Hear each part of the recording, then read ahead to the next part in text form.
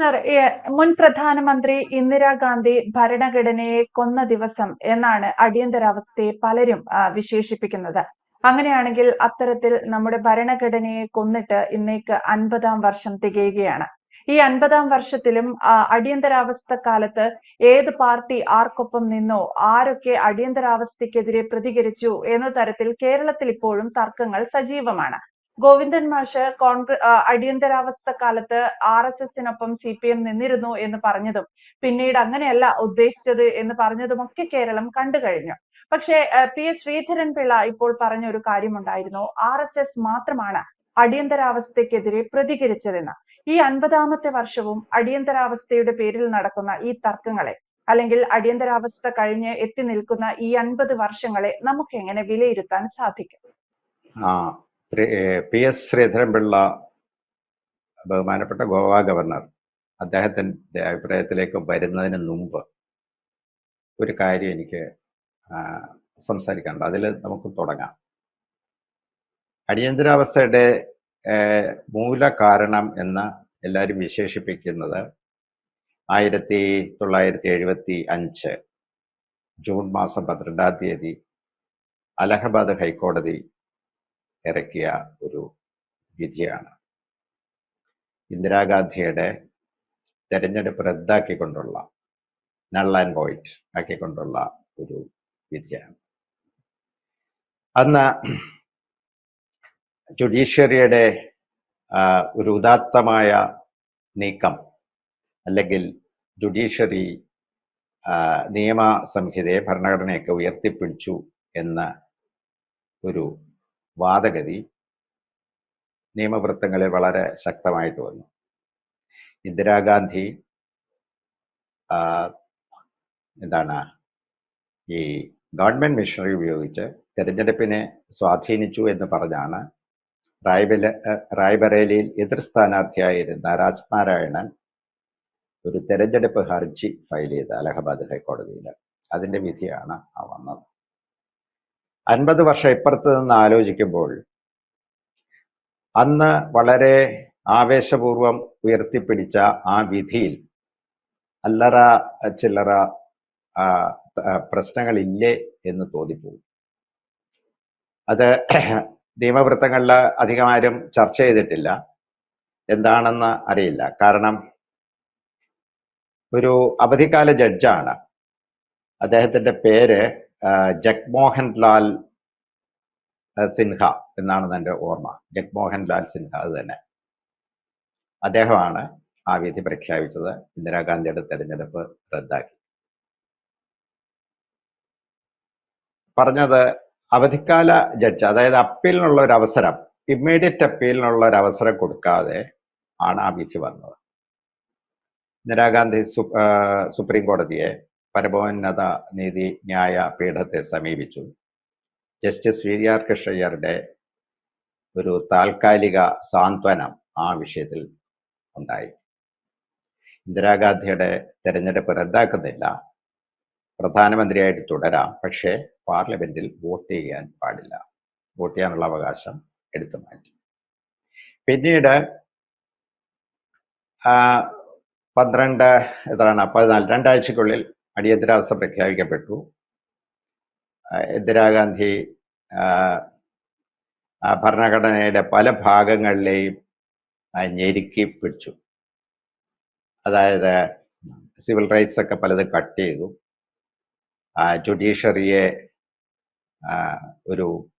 ജുഡീഷ്യറിയുടെ സ്വാധീനം കുറയ്ക്കാനുള്ള വിധത്തിലുള്ള നീക്കങ്ങളൊക്കെ നടത്തി.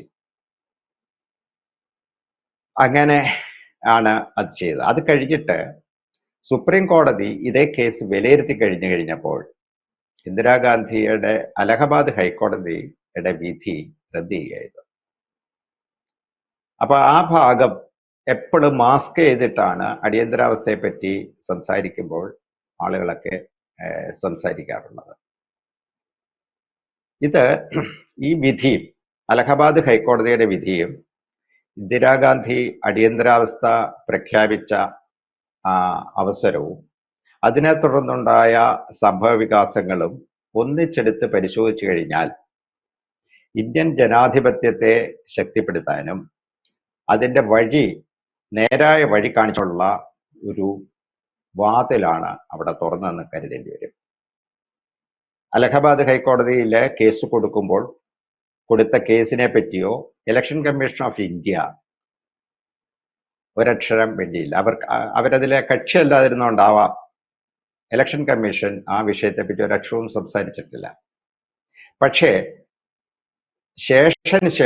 ശേഷം അതായത് ശേഷൻ ഇലക്ഷൻ കമ്മീഷനായിട്ട് വന്ന കാലത്തിന് ശേഷം എന്തായിരുന്നോ അന്ന് ഇലക്ഷൻ കമ്മീഷൻ ചെയ്യേണ്ടിയിരുന്നത് ആ കാര്യങ്ങളൊക്കെ അനുവർത്തിച്ചു. അതായത് സ്ഥാനാർത്ഥിയെ വളരെയധികം നിരീക്ഷിക്കാനും യാതൊരു വിധത്തിലുള്ള ദുസ്വാധീനം വോട്ടർമാരിൽ ഉണ്ടാകാതിരിക്കാനുമായിട്ടുള്ള നിയമങ്ങൾ. അപ്പൊ ഇലക്ഷൻ കമ്മീഷന്റെ ആക്ടുകളിലൊക്കെ മാറ്റം അതിനനുസരിച്ച് വന്നിട്ടുണ്ട്. രാജീവ് ഗാന്ധിയുടെ കാലത്ത് തന്നെ അതിനുള്ള മാറ്റങ്ങളൊക്കെ വന്നിട്ടുണ്ട്. വളരെ ശക്തമായ ഒരു ഇലക്ഷൻ കമ്മീഷനാണ് പിന്നീട് നമുക്ക് കാണാൻ കഴിയുന്നത്. നമ്മളിപ്പോൾ പ്രതിപക്ഷം പല ആരോപണങ്ങൾ ഉന്നയിക്കുമെങ്കിൽ പോലും ലോകത്ത് തെരഞ്ഞെടുപ്പ് നടത്തുന്നതിന് ഇതുപോലെ ഇന്ത്യൻ ഇലക്ഷൻ കമ്മീഷൻ പോലെ ഒരു സംവിധാനം വേറെങ്ങുമില്ല. അതാണ് അതിൻ്റെ നമ്മളുടെ ജനാധിപത്യത്തിൻ്റെ ഒരു മേൽക്കൈ. പക്ഷെ ഇവിടുത്തെ ഒരു ബേസിക് ചോദ്യം എന്ന് പറയുന്നത് ജുഡീഷ്യറിയും എക്സിക്യൂട്ടീവ് ലെജിസ്ലേച്ചറും അവർ തമ്മിലുള്ള ഒരു ഇന്ററാക്ഷൻ ബാലൻസിങ് ആയിട്ട് കൊണ്ടുപോകുന്നതിൽ ഒരു പ്രശ്നമുണ്ടോ? അത് വരുംകാല ചർച്ചകളിൽ നമുക്ക് കാണാൻ കഴിയും. അത് പാർലമെന്റിലായാലും പുറത്തായാലും അതിനുള്ള ഒരു വഴി ഇട്ടുകൊടുക്കുകയാണ് വേണ്ടത്. പിന്നെ നമുക്ക് കേരളത്തിലേക്ക് വന്നു കഴിഞ്ഞാൽ അടിയന്തരാവസ്ഥ കേരളത്തിനെ അത്ര ദുസ്വാധീനം നടത്തിയിട്ടില്ല. രാജൻ കേസുണ്ട്. അപ്പം പബ്ലിക്, അതായത് പൗരസ്വാതന്ത്ര്യം ഹനിക്കപ്പെട്ടു എന്നുള്ളത് ഒരു വാസ്തവമാണ്. നമ്മളത് ഓർക്കണം. പൗരസ്വാതന്ത്ര്യം ഹനിക്കപ്പെട്ടു എന്നറിയുമ്പോൾ കേരളത്തിലെ മുഖ്യമന്ത്രി എന്ന് പറയുന്നത് ആദരണീയനായ സി അച്യുതമേനോനാണ്. ജനാധിപത്യ മൂല്യങ്ങളെ എക്കാലത്തും ഉയർത്തിപ്പിടിച്ചിരുന്ന ഒരു വ്യക്തി എന്ന നിലയിൽ ഖ്യാതിയുള്ള ആളാണ് അദ്ദേഹം. പക്ഷേ അടിയന്തരാവസ്ഥയുടെ ഒരു കുറ്റവും അദ്ദേഹം ഏറ്റെടുത്തിട്ടില്ല. അതെല്ലാം കരുണാകരന്റെ തലയിലാണ് വെച്ചു കൊടുത്തത്. രണ്ടാമത്തെ കാര്യം, അദ്ദേഹത്തിന് സ്വതന്ത്രമായിട്ട് ചെയ്യാവുന്ന ഒരു കാര്യം എന്ന് പറയുന്നത് മുഖ്യമന്ത്രി സ്ഥാനം രാജിവെക്കുകയായിരുന്നു. അതും ചെയ്തിട്ടില്ല. CPI ആണെങ്കിൽ സ്ലീപ്പിംഗ് സെല്ലിലായിരുന്നു, അല്ലെങ്കിൽ സ്ലീപ്പിംഗ് ബാഗിൻ്റെ അകത്തായിരുന്നു. യൂത്ത് കോൺഗ്രസ്സുകാരുടെ ഒപ്പം നിന്ന് കിട്ടാവുന്ന സകല ആനുകൂല്യങ്ങളും മേടിച്ച് പറ്റി 1980 വരെ, അതായത് PK വാസുദേവൻ നായർ മുഖ്യമന്ത്രിയാകുന്നിടം വരെ കോൺഗ്രസുമായിട്ട് ഒരു റൊമാൻസിൽ തന്നെ പോവുകയാണ് ചെയ്തത്. അപ്പം ഇതിലെ ഏറ്റവും അടിയന്തരാവസ്ഥയ്ക്ക് ഏറ്റവും അനുകൂലമായിട്ട് നിന്നിട്ടുള്ള കക്ഷികൾ എന്ന് പറയുന്നത് CPI ആണ്. എന്നാൽ കേരളത്തിൽ ആരാണ് അടിയന്തരാവസ്ഥയ്ക്ക് എതിരെ നിന്നതെന്ന് ചോദിച്ചു കഴിഞ്ഞാൽ മാധ്യമങ്ങളിലൊക്കെ നമ്മൾ കാണുന്ന 2-3 പേരുകളുണ്ട്. G. Sudhakaran, Kodiyeri Balakrishnan, MA baby. അവരുടെ ഒന്നും എതിരെയുള്ള സമരങ്ങളെ നമ്മൾ കുറച്ച് കാണാൻ പാടില്ല. 38-40 വിദ്യാർത്ഥികളുടെ G. സുധാകരന്റെ നേതൃത്വത്തിൽ മാർച്ച് നടത്തുകയും ജയിലിൽ പോവുകയൊക്കെ ചെയ്തിട്ടുള്ള ഒരു ചരിത്രം കേരളത്തിനുണ്ട്. പക്ഷേ അടിയന്തരാവസ്ഥയെ അതിൻ്റെ കോറിൽ പോയി എതിർത്തതെന്ന് പറയുന്നത് കേരളത്തിലെ നക്സലൈറ്റുകളാണ്. ഈ നമ്മൾ വളരെ കൊട്ടിഘോഷിച്ച ഒരു മുദ്രാവാക്യമുണ്ട് കേരളത്തിലെ അടിയന്തരാവസ്ഥയെ പറ്റി, അടിയന്തരാവസ്ഥ അറബിക്കടലിൽ. ഈ മുദ്രാവാക്യം ശരിക്കുമുള്ള പിതാക്കൾ, അല്ലെങ്കിൽ ശരിക്കും അത് മുന്നോട്ട് വെച്ചത് നക്സലൈറ്റുകളാണ്. ആ സമയത്ത് വളരെ ശക്തമായിട്ട് നക്സലൈറ്റുകൾ അടിയന്തരാവസ്ഥക്കെതിരെ, അതിന്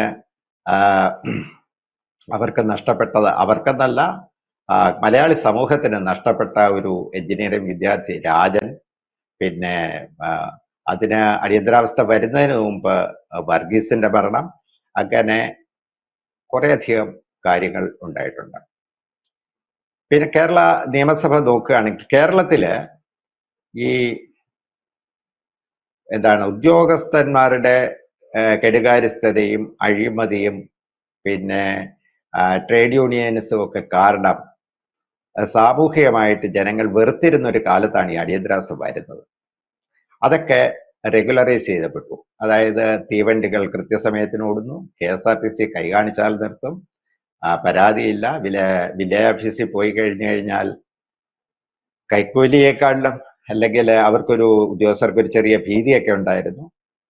അങ്ങനെയുള്ള കാര്യങ്ങൾ. ഇതിനൊപ്പം തന്നെ തെറ്റായിട്ടുള്ള ആളുകളെ, അതായത് നക്സലൈറ്റുകളാണെന്ന് പറഞ്ഞിട്ട് പലരെയും അകത്താക്കിക്കൊണ്ടിരുന്നു, പീഡിപ്പിക്കുകയൊക്കെ ചെയ്തിട്ടുണ്ടെങ്കിൽ പോലും പൊതുവിൽ പൊതുജനം എടുത്ത കാര്യം എന്ന് പറയുന്നത് ഇതിനൊരു സമയനിഷ്ഠയും കാര്യങ്ങളിലെ ഒരു നടപ്പുവശമൊക്കെ വന്നു കഴിഞ്ഞപ്പോൾ പൊതുജനത്തിന് ഈ അടിയന്തരാവസ്ഥയുടെ ഭീകരത അതിൻ്റെതായ രീതിയിൽ അനുഭവിച്ചിട്ടില്ല കേരള മലയാളി ജനത. അനുഭവിച്ചതെന്ന് പറഞ്ഞു കഴിഞ്ഞാൽ നക്സലൈറ്റുകളാണ് പ്രധാനമായിട്ടും ഇതിൻ്റെ പീഡനം, അതായത് അടിയന്തരാവസ്ഥയുടെ പീഡനം അനുഭവിച്ചത് നക്സലൈറ്റ് ആണ്. അതുകൊണ്ടാണ് കഴിഞ്ഞ ദിവസം ജോയ് മാത്യു നിലമ്പൂർ തെരഞ്ഞെടുപ്പിന്റെ പശ്ചാത്തലത്തിൽ ഇവിടുത്തെ സാംസ്കാരിക സാഹിത്യ ജീവികളെയെല്ലാം അന്യഗ്രഹ ജീവികൾ എന്ന്, അതായത് വന്യമൃഗങ്ങൾ പോലും ഇറങ്ങിയിട്ട് പേടിക്കാത്ത നിലമ്പൂരിൽ ഇവരിറങ്ങിയപ്പോൾ ജനം പേടിച്ചുപോയി എന്ന് പറഞ്ഞ ഒരു റൈറ്റപ്പ് എഴുതിയിരുന്നു. ആ റൈറ്റപ്പ് വായിച്ചിട്ട് പലർക്കും ഹാലിളകി. പക്ഷെ അവരാലോചിക്കേണ്ട ഒരു കാര്യമുണ്ട്, ഈ ഹാലിളകിയ ഒരൊറ്റ വ്യക്തി പോലും അടിയന്തരാവസ്ഥയുടെ സമയത്ത് ഒരു ചുവരെഴുത്ത് പോലും നടത്തിയിട്ടുള്ള ആളല്ല. എന്നാൽ ജോയ് മാത്യു അത് ചെയ്തിട്ടുണ്ട്. ജോയ് മാത്യു നാടകങ്ങളുമായിട്ട്, തെരുവ് നാടകങ്ങളുമായിട്ട്, അപ്സെറ്റ് തെരുവ് നാടകങ്ങൾ, അങ്ങനെ പല വിധത്തിലുള്ള തെരുവ് നാടകങ്ങളുമായിട്ട് കേരള സമൂഹം മൊത്തം ആണെന്നില്ല, കോഴിക്കോട്, തൃശ്ശൂർ ഭാഗങ്ങളിൽ, ട്രിവാൻഡ്രത്തൊക്കെ അദ്ദേഹം അവതരിപ്പിച്ചിട്ടുണ്ടെന്നാണ് പറയുന്നത്. അവർക്ക് ജോയ് മാത്യുവിനെ വെല്ലുവിളിക്കാനുള്ള ഒരു ധാർമ്മിക ശേഷിയില്ല. ഇതാണ് ഒന്നാമത്തെ കാര്യം. പിന്നെ ഏറ്റവും രസകരമായ കാര്യം എന്ന് പറയുന്നത്, ഈ അടിയന്തരാവസ്ഥയെ എതിർക്കുന്നതിൽ ശക്തമായ ഒരു വനിതാ നിര ഉണ്ടായിരുന്നു. നിയമസഭയിലാണെങ്കിൽ പെണ്ണമ്മ ജേക്കബും KR ഗൗരിയമ്മയുമാണ് ഇതിനെതിരെ, അടിയന്തരാവസ്ഥക്കെതിരെ ശക്തമായ നീക്കങ്ങൾ അല്ലെങ്കിൽ നിയമസഭയിൽ സംസാരിച്ചത്. കേരള കോൺഗ്രസ് UDFന്റെ ഭാഗം, അന്നത്തെ UDF അല്ല, ഐക്യമുന്നണിയുടെ ഭാഗം അല്ലാതിരുന്നിട്ട് പോലും അവര് പിന്നീട് വഴങ്ങി കരുണാകരന്റെ ഒരു ശിക്ഷണത്തിലേക്ക് വരുന്ന ഒരു ചിത്രവുമാണ് നമ്മൾ കാണുന്നത്.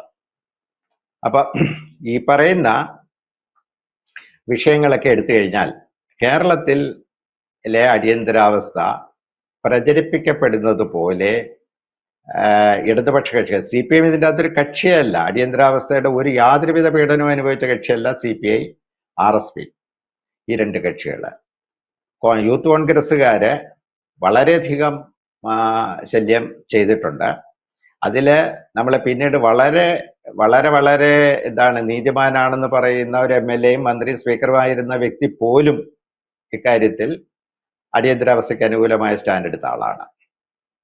അപ്പൊ ഇനി നമുക്ക് PS-ന്റെ ആ ഭാഗത്തേക്ക് വന്നു കഴിഞ്ഞാൽ നമ്മൾ കാണുന്ന ഒരു കാഴ്ച എന്താണെന്ന് പറഞ്ഞു കഴിഞ്ഞാൽ, ഇത് 74 ഛത്ര സംഘർഷ സമിതി എന്ന് പറയുന്ന ഒരു മുന്നേറ്റം ജയപ്രകാശ് നാരായണന്റെ സമ്പൂർണ്ണ വിപ്ലവത്തിനെ അടിസ്ഥാനമാക്കി ഉള്ള ഒരു മുന്നേറ്റം ബീഹാറിൽ ആരംഭിച്ചു. ബീഹാർ അന്ന് അഴിമതിയുടെ കൂത്തരങ്ങാണ്.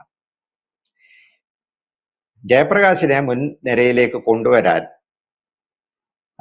ഒരു നീക്കം ഉണ്ടായത് പ്രതിപക്ഷ കക്ഷികളിൽ, അതായത് സോഷ്യലിസ്റ്റുകളും ബാക്കി എല്ലാ പ്രതിപക്ഷ കക്ഷികളും കൂടെ ചേർന്നിട്ടാണ് ജയപ്രകാശിനെ മുന്നോട്ട് കൊണ്ടുവരുന്നത്. അതിനുള്ള കാരണമാകുന്നതെന്ന് പറയുന്നത്, ഈ ഇവിടെ ഛത്ര സംഘർഷവാഹിനി ബീഹാറിൽ, അതുപോലെ തന്നെ നവനിർമ്മാൺ സമിതി അവരെ ഗുജറാത്തിലെ കോൺഗ്രസ് സർക്കാരിനെതിരെ സമരം ചെയ്തിട്ട് വിദ്യാർത്ഥികളും യുവാക്കളും കൂടെ സമരം ചെയ്തിട്ട് വിജയം നേടിയ ഒരു സന്ദർഭത്തിലാണ് അടിയന്തരാവസ്ഥയ്ക്ക് തൊട്ടു മുമ്പ് ഛത്രസംഘർഷ സമിതിയുടെ രൂപീകരണവും അഴിമതി, അതായത് ഇന്ത്യ അഴിമതി വിമുക്തമാക്കണം എന്നുള്ള ഒരു നിലപാട് സ്വീകരിച്ചത്. ഈ നിലപാടുമായിട്ട് അദ്ദേഹം പ്രതിപക്ഷത്തെ എല്ലാ കക്ഷികളെയും, ഒരുപാട് കക്ഷികൾ, സോഷ്യലിസ്റ്റുകളൊക്കെ സഹകരിച്ചിട്ടുണ്ട് അക്കാര്യത്തില്. കേരളത്തിലും അദ്ദേഹം ഒരിക്കൽ വന്നിരുന്നു. അത് അടിയന്തരാവസ്ഥ പ്രഖ്യാപിക്കുന്നതിന് മുമ്പ് ആണ്. അന്ന് കേരളത്തിലെ ഇതിനോട് പ്രതികരിക്കാതിരുന്ന പാർട്ടിയാണ് CPM. CPI പ്രതികരിക്കത്തില്ലല്ലോ, CPI കോൺഗ്രസിന്റെ ഭാഗമാണെന്ന്. അപ്പൊ CPM ജനറൽ സെക്രട്ടറി ആണോ ആക്ടിംഗ് ജനറൽ സെക്രട്ടറി ആണോ എന്ന് സംശയമുണ്ട്. EK നായനാരാണ് അന്നത്തെ പാർട്ടി സെക്രട്ടറി. പക്ഷേ EMS ആണ് എല്ലാത്തിൻ്റെയും അന്തിമ തീരുമാനം. EMS-നെയാണ് കണ്ടതെന്നാണ് എൻ്റെ വിശ്വാസം. ജയപ്രകാശ് നാരായണൻ EMS-നുമായിട്ട് സംസാരിച്ചു, എന്തുകൊണ്ടാണ് നിങ്ങൾ ഛത്രസംഘർഷ സമിതിയുമായിട്ട് യോജിച്ച് ഇന്ത്യയെ രക്ഷപ്പെടുത്തുന്ന ഒരു മൂവ്മെന്റിന് തയ്യാറാകാത്തത് എന്ന് ചോദിച്ചു കഴിഞ്ഞപ്പോൾ അദ്ദേഹത്തിന് കിട്ടിയ മറുപടി എന്ന് പറയുന്നത് ഇതൊരു വലതുപക്ഷ വ്യതിയാനത്തിന് തുല്യമായ നടപടിയാണ്. അതായത് ഒരു വലതുപക്ഷ നീക്കമാണ് ജയപ്രകാശ് നാരായണനെ മുൻനിർത്തി ചെയ്യുന്നത്. ഈ പറയുന്ന പോയിന്റിൽ EMS-ന്റെ തിരിച്ചറിവ് RSS-നെ പറ്റിയുള്ളതാണോ എന്ന് നമ്മൾ സാമാന്യമായിട്ട് സംശയിക്കേണ്ടിയിരിക്കുന്നു. പിന്നീട് അടിയന്തരാവസ്ഥ പ്രഖ്യാപിക്കുന്നു, അടിയന്തരാവസ്ഥയുടെ ദുരിതങ്ങൾ നടക്കുന്നു, 77 ഇന്ദിരാഗാന്ധി പരാജയപ്പെടുന്നു, ജനതാ പാർട്ടി വരുന്നു. അത് കഴിയുമ്പോൾ ആണ് RSS ഇത് എന്ത് ചെയ്തു എന്നുള്ളത്. RSS വളരെ ശക്തമായിട്ട് ഇന്ത്യയുടെ വിവിധ ഭാഗങ്ങളിൽ ഇന്ദിരാഗാന്ധിക്കെതിരെ, അതായത് അധികാരം കോൺഗ്രസിൽ നിന്നും അന്നത്തെ ജനസംഘത്തിലേക്ക് കൊണ്ടുവരാനോ അല്ലെങ്കിൽ പ്രതിപക്ഷത്തേക്ക് കൊണ്ടുവരാനോ ഉള്ള ഒരു നീക്കത്തിന്റെ ഭാഗമായിട്ട് വളരെ ശക്തമായിട്ട് പ്രചരണം നടത്തി എന്നുള്ളതാണ് നമുക്ക്. ഇതിന് സമാനമായിട്ടുള്ള ഒരു നീക്കം പുറമെ ഇപ്പോഴും RSS ആണെന്ന് പറഞ്ഞിട്ടില്ലെങ്കിൽ പോലും 2011 മൻമോഹൻ സിംഗ് സർക്കാർ, കോൺഗ്രസ് സർക്കാരിനെതിരെയുള്ള അഴിമതി വിരുദ്ധ സമരത്തിലാണ്. അതുകൊണ്ട് PS ശ്രീധരൻപിള്ള പറഞ്ഞതിൽ എന്തെങ്കിലും തെറ്റുണ്ട് എന്ന് നമുക്ക് വിശ്വസിക്കാൻ പറ്റില്ല. അപ്പൊ അതിനെ മുഖവിലേക്ക് എടുക്കാം. അദ്ദേഹത്തിനായിരിക്കും കൂടുതൽ അത്തരം കാര്യങ്ങളുമായിട്ട് അടുപ്പമുള്ളത്. അതുകൊണ്ട് അതിനെ അംഗീകരിക്കുന്നതാണ് യുക്തി. എന്തായാലും അടിയന്തരാവസ്ഥ കഴിഞ്ഞ് 50 വർഷങ്ങൾ പിന്നിടുമ്പോഴും തർക്കം നിലനിൽക്കുന്നു എന്നുള്ളതാണ്. പക്ഷെ PS ശ്രീധരൻപിള്ള ഏറ്റവും ഒടുവിലായി പറഞ്ഞതുപോലെ അന്ന് അടിയന്തരാവസ്ഥയ്ക്കെതിരെ ഏറ്റവും കൂടുതൽ പ്രതികരിച്ചിരുന്നത് RSS തന്നെയായിരുന്നു. CPI അന്ന് ഒന്നിച്ചുണ്ടായിരുന്നു. അല്ലാതെ ഈ പറഞ്ഞതുപോലെ UDF-ഉം RSS-ഉം തമ്മിൽ ഒറ്റക്കെട്ടായി അടിയന്തരാവസ്ഥയെ എതിർത്ത, അല്ലെങ്കിൽ CPM-ഉം RSS-ഉം ഒറ്റക്കെട്ടായി അടിയന്തരാവസ്ഥയെ എതിർത്ത ചരിത്രമൊന്നും കേരളത്തിൽ ഉണ്ടായിട്ടേ ഇല്ല എന്നതാണ്. അങ്ങനെ വെച്ച് നോക്കുമ്പോൾ PS ശ്രീധരൻപിള്ള പറഞ്ഞ കാര്യം തന്നെ നമ്മൾ വിശ്വാസത്തിലെടുക്കണം എന്നാണ് വ്യക്തമാണ്. Thank you Ashok sir. കൂടുതൽ വാർത്തകളും വിശേഷങ്ങളും നിങ്ങളിലേക്ക് എത്താൻ ABC മലയാളം സബ്സ്ക്രൈബ് ചെയ്യുക, ബെൽ ബട്ടണും അമർത്തുക.